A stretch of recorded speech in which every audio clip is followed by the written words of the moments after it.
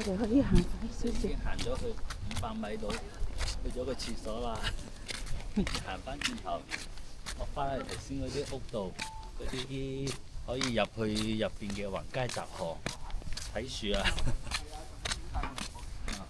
嗰度應該入邊都應該好靚嘅，嗰啲屋啊、啲城啊。而家就咩啦？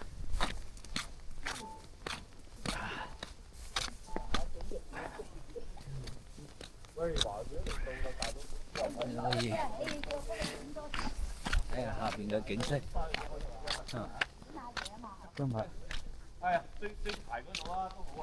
今日天氣都唔係實在太凍嘅，早2日就落雪。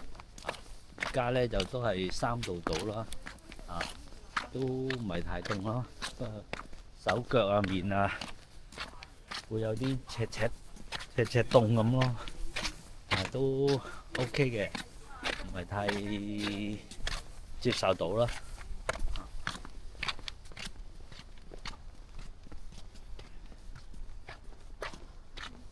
天係有少少黑黑地，好似想落雨咁。如果落埋雨咧，就可能會真係凍好多啦。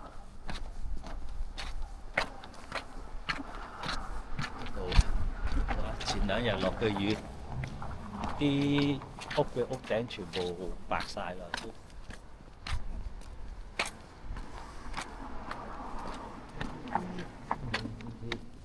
就好古色古香咁咯，啲屋佢哋嘅統一嘅設計大致上都係咁。好似間屋都係黑色個頂。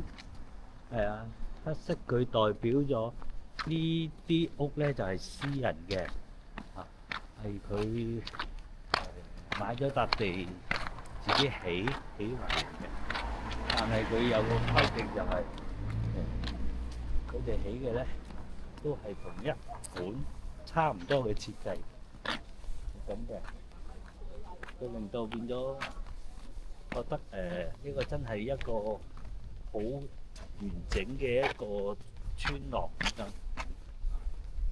裏邊有